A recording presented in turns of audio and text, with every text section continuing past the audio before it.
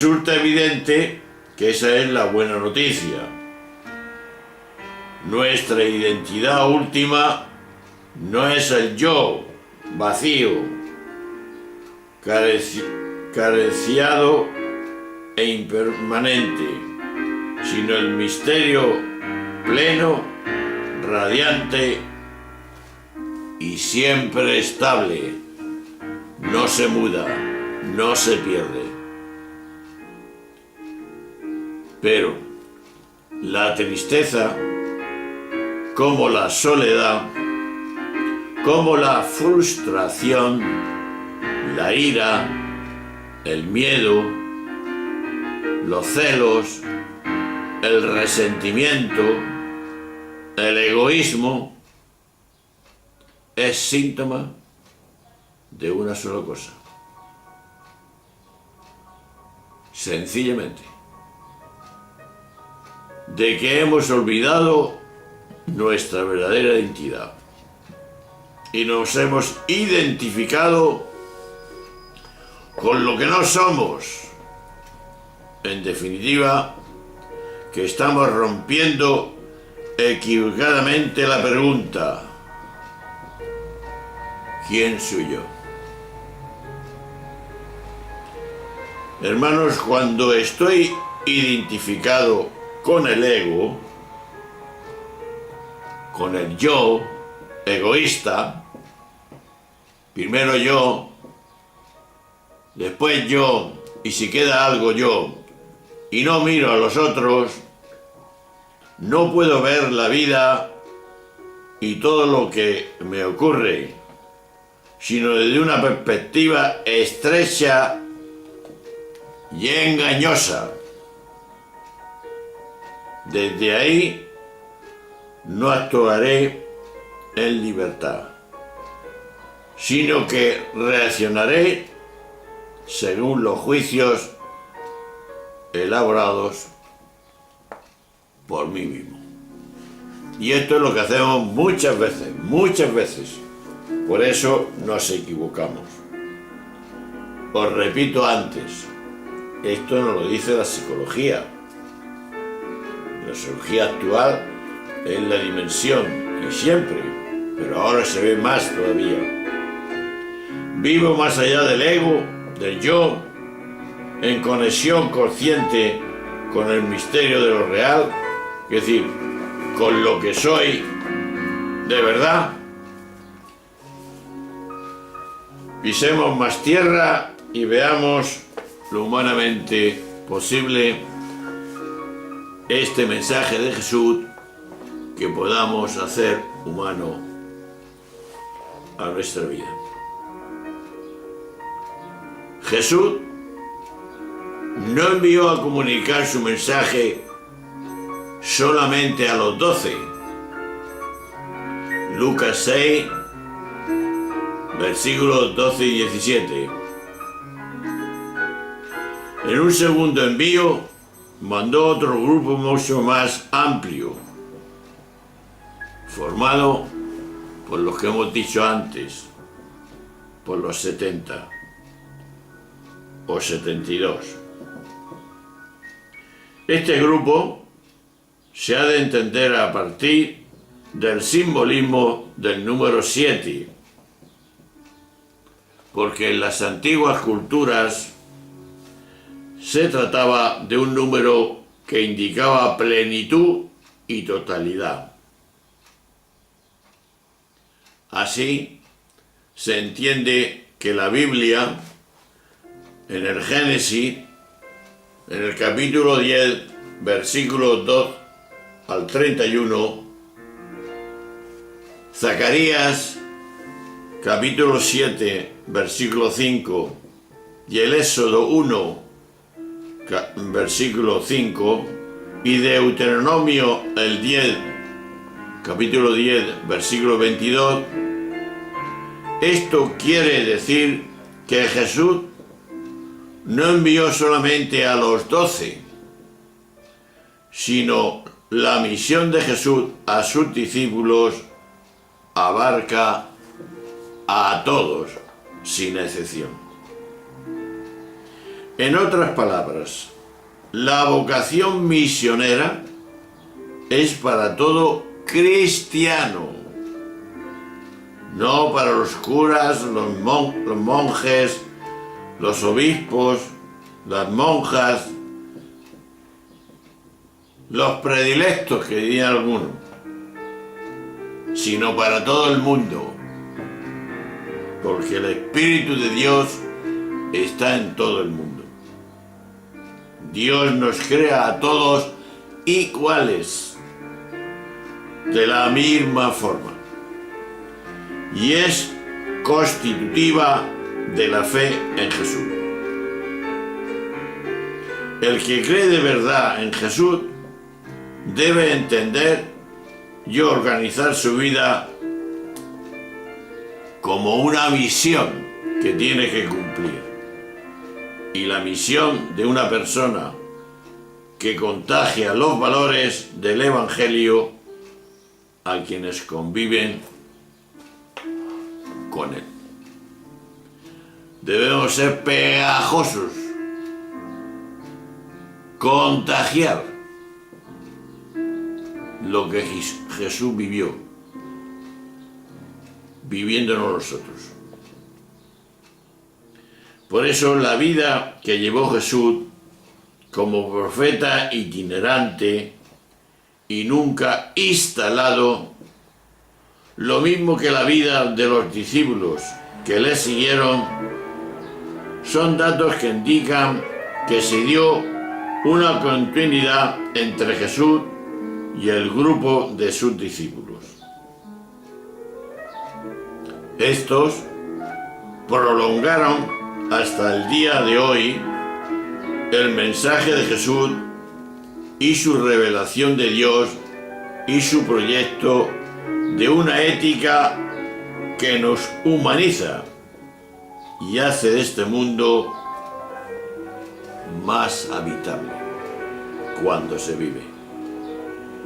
Si hoy conocemos el Evangelio y podemos aspirar a vivirlo, es porque desde Jesús hasta nosotros no se ha interrumpido esta secuencia de seguidores que han prolongado su misión hasta nosotros. Demos gracias a Dios porque esto es una realidad. Lo cual es tanto más meritorio y valioso si tenemos presente que en el fondo lo que Jesús transmitió fue un comportamiento social desviado. Lo decía un gran teólogo, Gemma.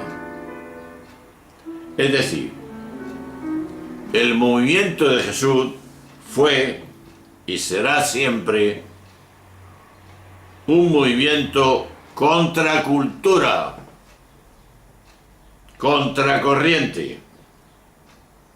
En eso radica su constante actualidad, su futuro y también su conflictividad. Por eso es conflictivo, porque va contra todo el sistema de la vida del hombre y más en esta sociedad que vivimos. Pero hay más.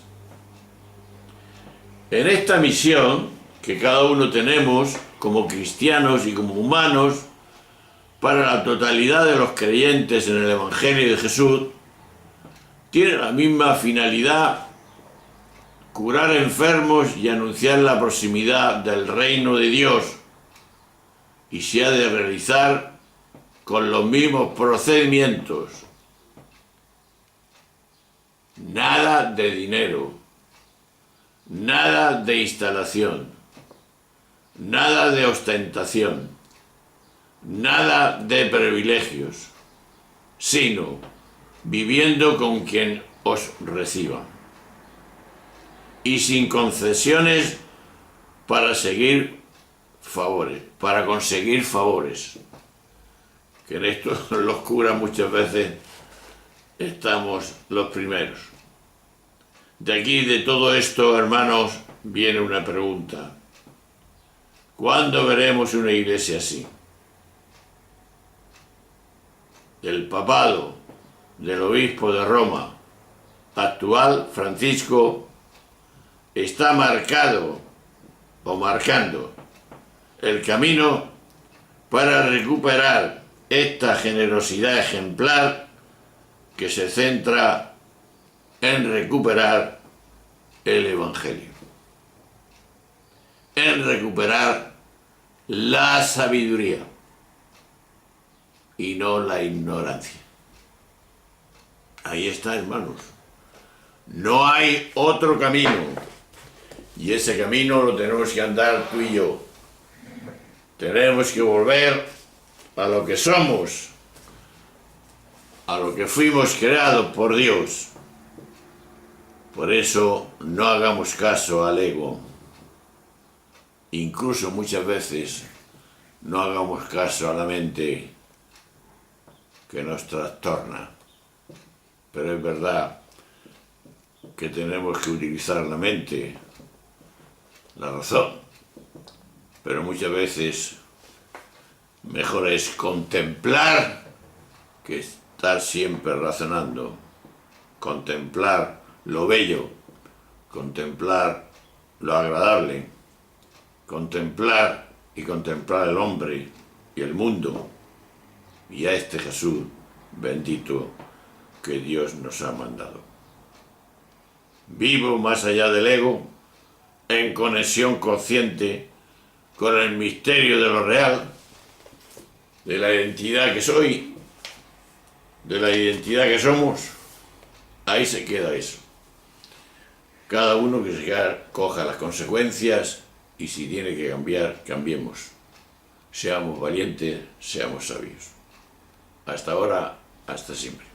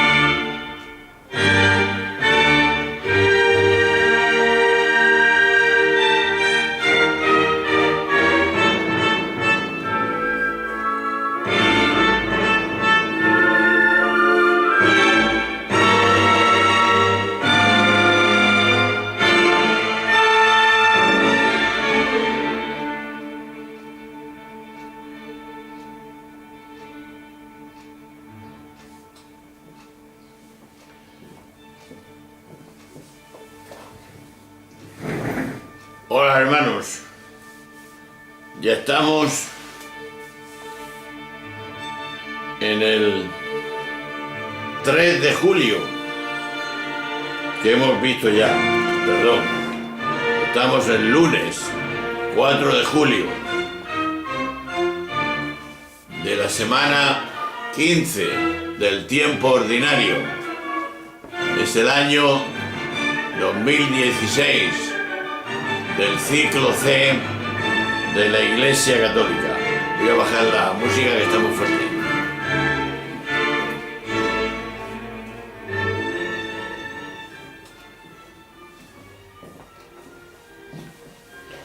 Y el Evangelio de hoy es de Mateo, en el capítulo 9, versículo del 18 al 26. Dice así: en aquel tiempo, mientras Jesús hablaba, se acercó un personaje que se arrodilló ante él y le dijo: mi hija acaba de morir, pero ven tú, ponle la mano en la cabeza y vivirá. Jesús lo siguió con sus discípulos. Entretanto, una mujer que sufría flujos de sangre desde hacía 12 años se le acercó por detrás y le tocó el borde del manto, pensando con que solamente tocarle el manto se curaría. Jesús se volvió, al verla dijo: «Ánimo, hija, tu fe te ha curado». Y en aquel momento quedó curada la mujer. Jesús llegó a la casa del personaje y al ver a los flautistas y el alboroto de la gente dijo: «Fuera, la niña no está muerta, está dormida». Se reían de él. Cuando echaron a la gente, entró él, tomó a la niña de la mano y ella se puso en pie. La noticia se divulgó por toda aquella comarca. Palabra de Dios o palabra del Señor. La pregunta es obvia. ¿Pierdo el tiempo y la vida en vacilaciones erróneas, discutiendo lo que no tiene discusión? ¿Pierdo el tiempo y la vida en vacilaciones erróneas? Veamos, hermanos. El lector le sigue llamando la atención el modo como Mateo reduce el texto de Marcos. Por eso mismo le resta también significado. Da la impresión de que al encontrarse con el texto marcano, al que sigue, prescinde del simbolismo y se ciñe a constatar escuetamente el hecho. El resultado es un relato más pobre que en cierto sentido pone el acento en el hecho bruto del milagro, sin interesarle aquellos otros detalles que permiten una lectura en profundidad.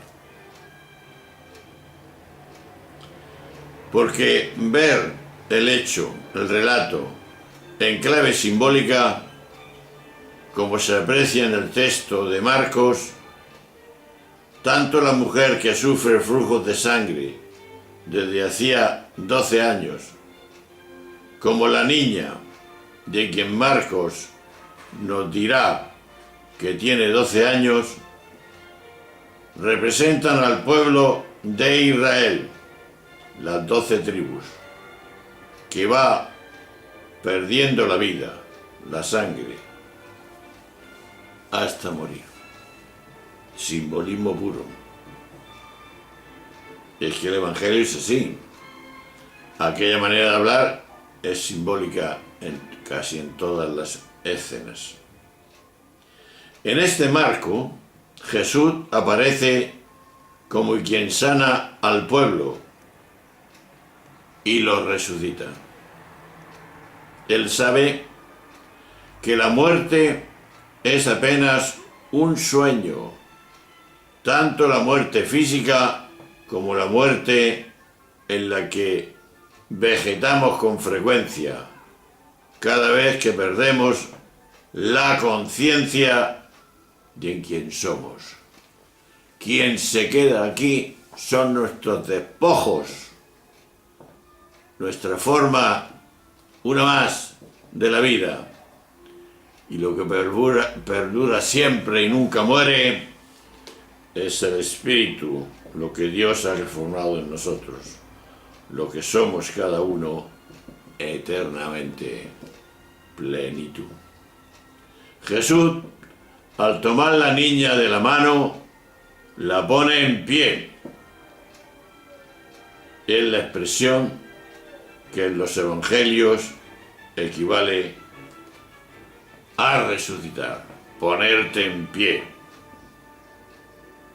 ponerte harto, levantarte. La mujer y la niña somos también nosotros, cuando sentimos que la vida se nos va. En realidad, eso es solo una falsa creencia, ya que no se nos puede ir aquello que somos, que es verdad.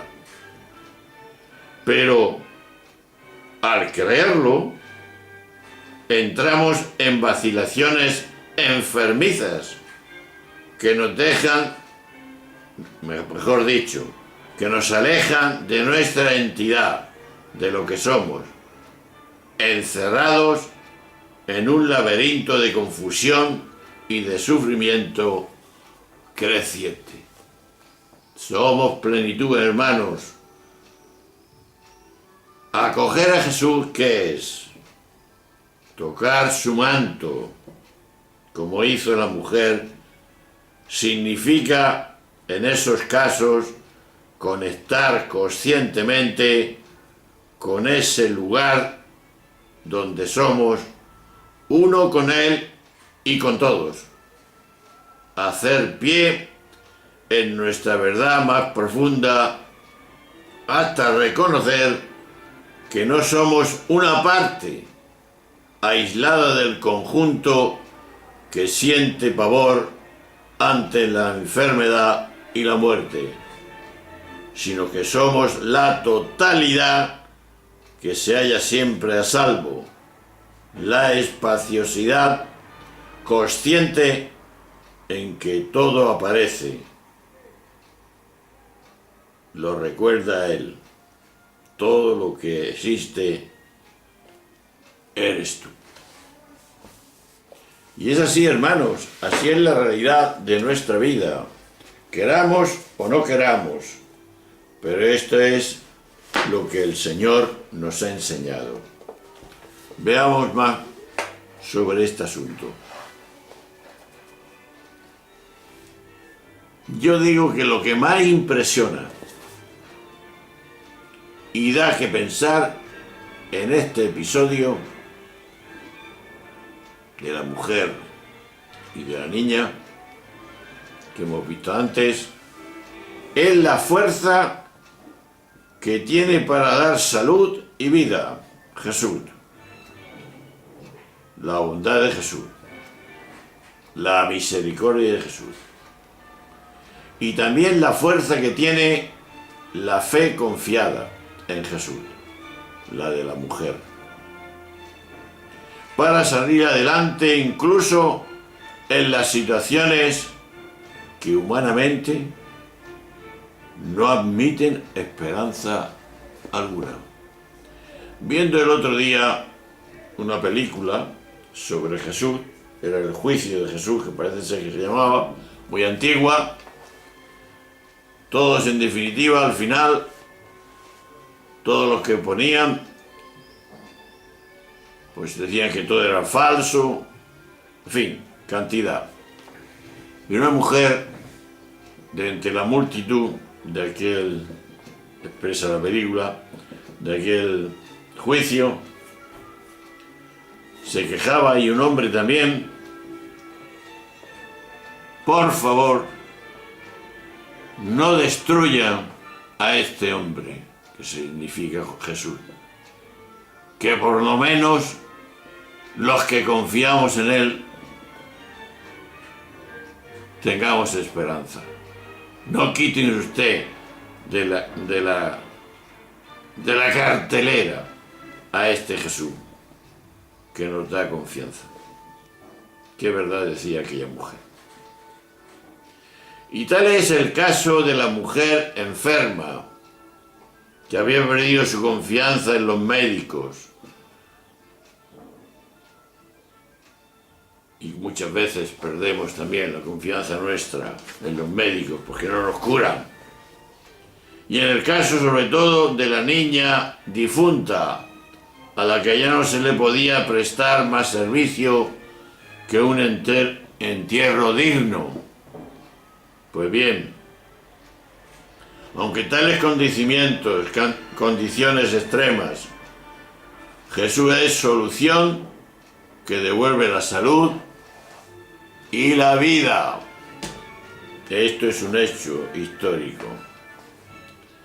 Seguramente lo que más necesitamos en este momento, en este tiempo de crisis y caos que estamos viviendo y soportando, por muy importante que sean los gobernantes, los economistas, los educadores, los profesionales del derecho y el defenso de la justicia, lo más determinante, digo, de todo es que recuperemos la fe en Jesús, como hablaba lo que te he dicho antes, esta mujer. No me rompan, no me quiten la cartelera, porque me se va la esperanza ante este mundo tan desastre. Y con eso recuperemos la fuerza del Evangelio, la sabiduría que nos puede dar vida, es lo único. Por supuesto, esto nos suena a exaltación piadosa, que no sirve sino para engañar a los ingenuos, y sobre todo es un discurso en que nadie va a poner sus esperanzas rotas. Y aquí el gran drama del cristianismo. ¿Qué hemos perdido, hermanos? ¿Qué no hacemos? Porque la gente no nos sigue. Pues sencillamente hemos perdido la fe en la fuerza del Evangelio. Saber que el Evangelio tiene fuerza suficiente porque es sabiduría para transformar nuestro mundo y transformar nosotros. Esto es lo más grave del drama que estamos viviendo.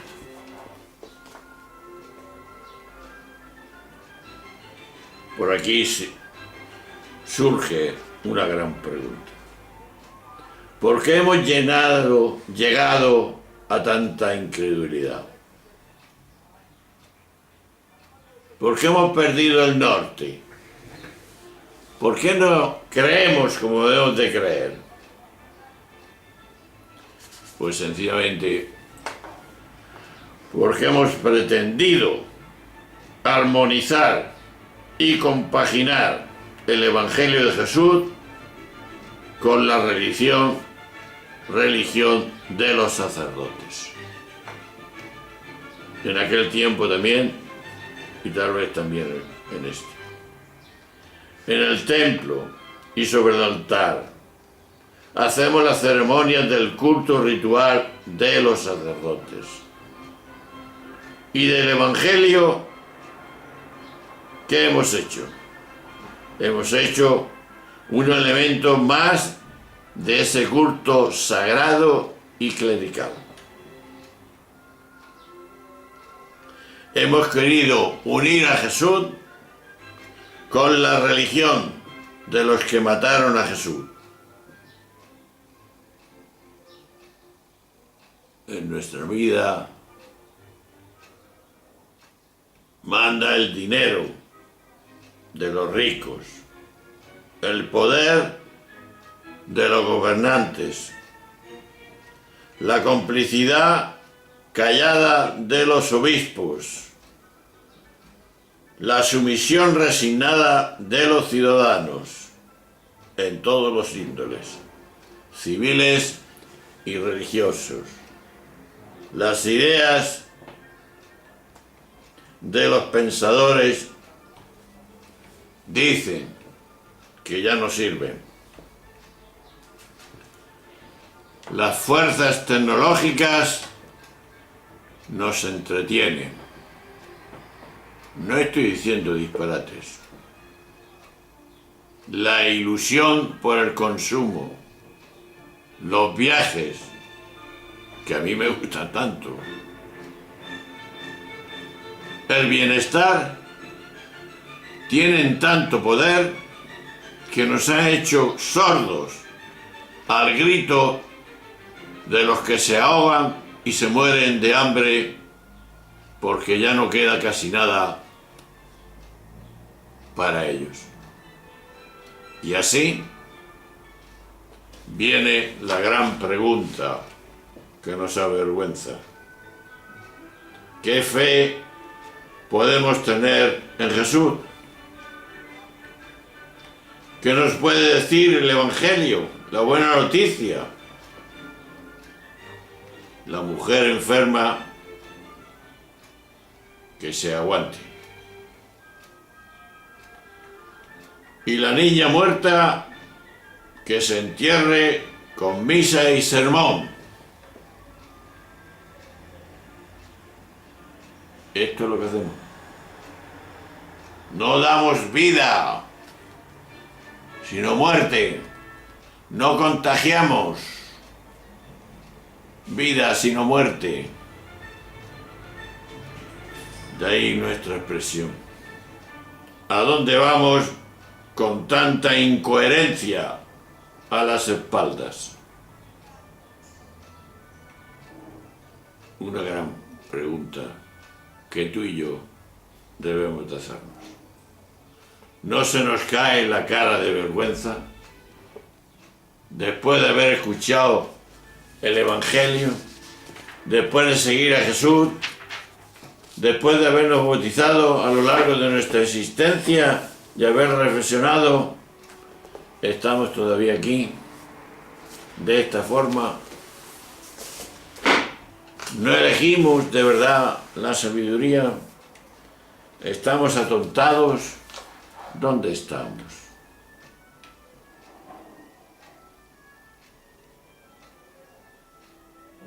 Primera pregunta.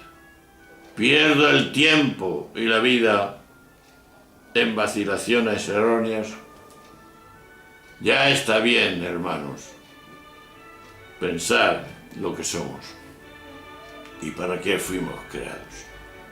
Para ser felices, pero solamente hay un camino para ser felices. Es seguir a Jesús de Nazaret. Vivir como Él, pensar como Él y llevar esto a los demás, contagiando su vida, que debe ser nuestra vida. Bueno, nos veremos en la próxima y cada uno pensemos seriamente esta y que nos sirva para mucho.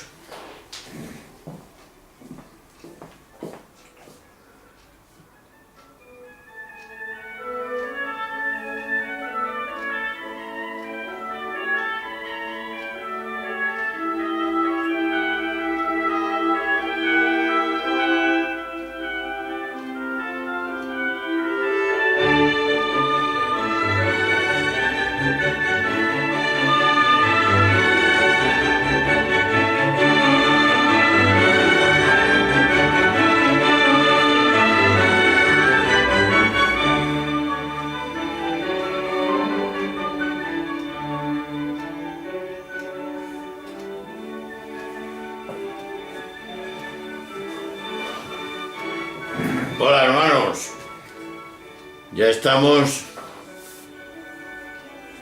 en martes 5 de julio del tiempo ordinario, el 14, perdón, del ciclo C de la Iglesia Católica, y hoy presenta, en el año 2016, presenta en la misa diaria el siguiente evangelio. es de Mateo 9, versículo 32 al 38. Dice así: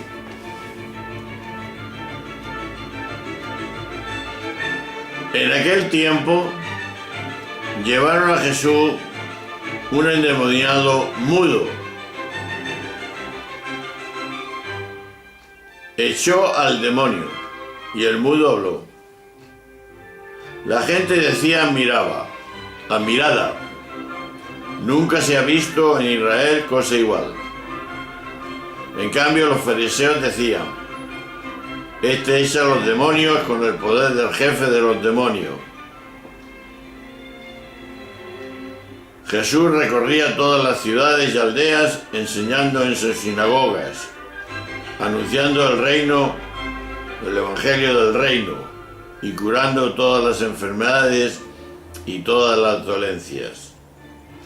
Al ver a la gente se compadecía de ellas porque estaban extenuadas y abandonadas, como ovejas que no tienen pastor.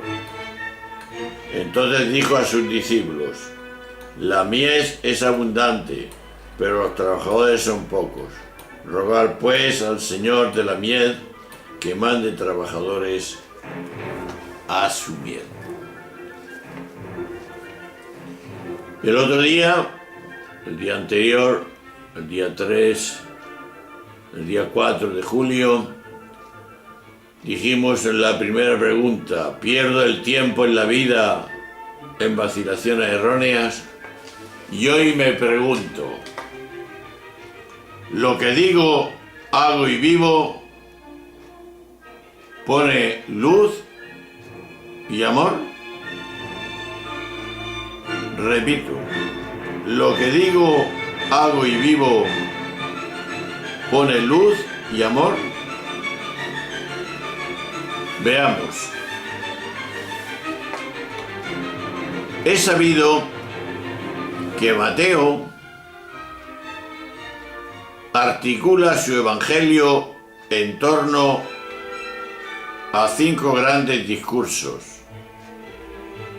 El discurso de la montaña, misional, parabólico, eclesial y escatológico. Como si quisiera ser una réplica de los 5 libros y así presentar a Jesús como el nuevo Moisés, a quien se atribuía la autoría del Pentateuco, como el autor de la nueva ley. Lo que leemos hoy sirve de introducción al segundo de aquellos discursos, el discurso misional. Antes del envío de sus discípulos, los 12, Mateo 10:1, Mateo muestra a Jesús recorriendo ciudades y aldeas, enseñando, nos ha dicho el Evangelio, anunciando la buena noticia y curando enfermedades y dolencias. Un Jesús que se siente compasión por la gente a la que ve extenuada y abandonada. Esto es un hecho muy claro. De esa compasión nacerá el envío de los discípulos como trabajadores para la mies. Es una perspectiva, introducción para lo que va a arrancar a continuación. Por eso, para comprender el texto, quizá sea bueno recordar que en la Biblia la mies y la cosecha representan la reunión definitiva del pueblo. Siendo así, parece que Jesús considera que ha llegado el momento de hacer en el pueblo la cosecha que Dios desea. Por su parte, la expresión como ovejas sin pastor aparece en boca de Moisés, de nuevo Moisés, cuando le pide a Yahvé que coloque a alguien al frente del pueblo para que cuide de él. Números capítulo 27, versículo 17. Misión que recae en Josué, el sucesor de Moisés. El pueblo, extenuado y abandonado, evoca la situación de los hombres y mujeres, nosotros mismos, en ocasiones, cuando se siente que va a la deriva, confundidos y perdidos en los vericuetos de la propia ignorancia. Si tenemos en cuenta que esto es la fuente y causa de todo sufrimiento, nos será fácil comprender el porqué de la compasión de Jesús. Pedir trabajadores para la mies. No parece que se refiera en primer lugar, como a veces se ha insistido, en las campañas vocacionales, a las vocaciones sacerdotales. No. Si tenemos en cuenta lo que procede la propia actividad de Jesús, tal expresión constituye más bien un llamamiento para aliviar el dolor y poner luz en la vida de las personas, para que puedan salir de la confusión que las aturde. Al hacer así, favorecemos la comprensión de que somos uno y se hace posible la reunión del pueblo de Dios, del pueblo creado por Dios. Pues bien, un ser humano,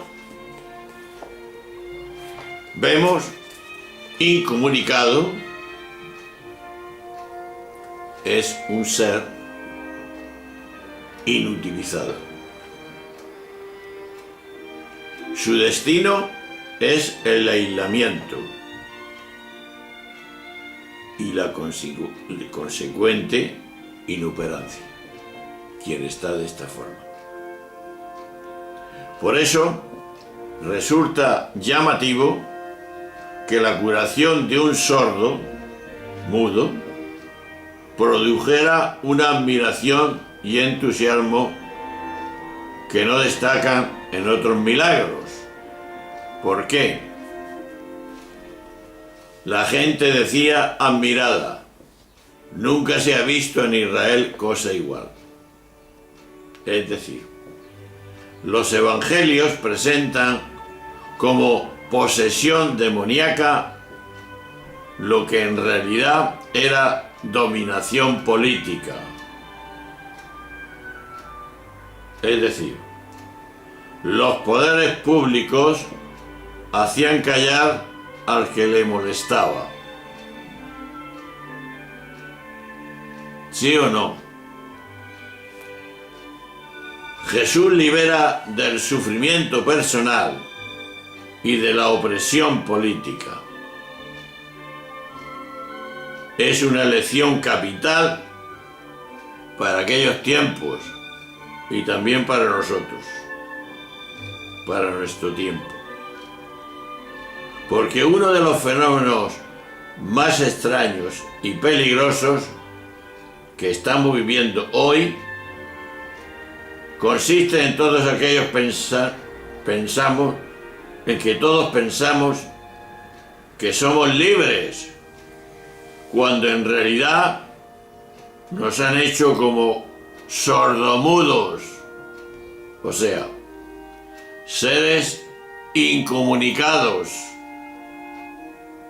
Cuando tenemos más tecnología de la información, internet, teléfonos móviles, televisión, noticias y más noticias, es cuando vivimos con menos comunicación, que es verdad como un templo. Más gente marginada, más gente sola, dejamos a los viejos en los hogares, cuando debían de estar en nuestro hogar, que estén aquellos que no tienen familia, que también debían de ser acogidos por nuestras familias, pero en fin. O sea, más solos, más controlados y más sometidos a los poderes que detestamos, pero que al mismo tiempo nos seducen. Este es el gran contraste que se da en nuestra sociedad. Cuanto más información, más incomunicación. No sabemos cumplir lo que vamos inventando y descubriendo. Y por último, Jesús sentía, esto es importante, compasión por los pobres gente, por la pobre gente, a la que veía como corderos desamparados y perdidos, sin pastor. Jesús los envía así porque compartió la vida con ellos. Desde el templo de Jerusalén no se podían ver las cosas igual, ni se podía sentir la compasión que sentía Jesús. Y desde los templos nuestros tampoco.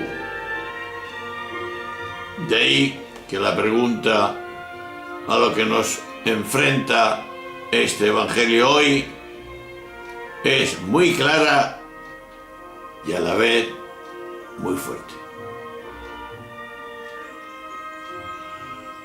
¿Qué es lo que conmueve nuestras entrañas cuando veo las imágenes del hambre en África, de la violencia en Asia y de la opulencia en Estados Unidos o de la crisis en Europa? ¿Qué estoy viendo? Sordos mudos estamos manejados por el sistema y nos dejamos manejar, que es lo grave, porque cuando uno no se deja manejar, intenta luchar, entonces está con vida y no con muerte. Vuelvo a la primera pregunta. Lo que digo, hago y vivo con mi vida pone luz y amor, compasión. ¿Qué pone mi vida? ¿Qué contagio con mi vida? Ahí está el kit de la cuestión. Si contagio bien, contagiaré paz, alegría, todo lo que es el reino de Dios. Según lo que vivo, así puedo contagiar. Otro mensaje que tenemos que meditar. Soy luz, soy amor, soy bondad, soy misericordia. ¿Qué soy? Pues debemos de ser lo que somos. La identidad en que fuimos creados, plenitud. A eso hay que volver. Hasta ahora, hasta siempre. Nos veremos el próximo día 6 de julio, que será miércoles. Hasta ahora, hermanos.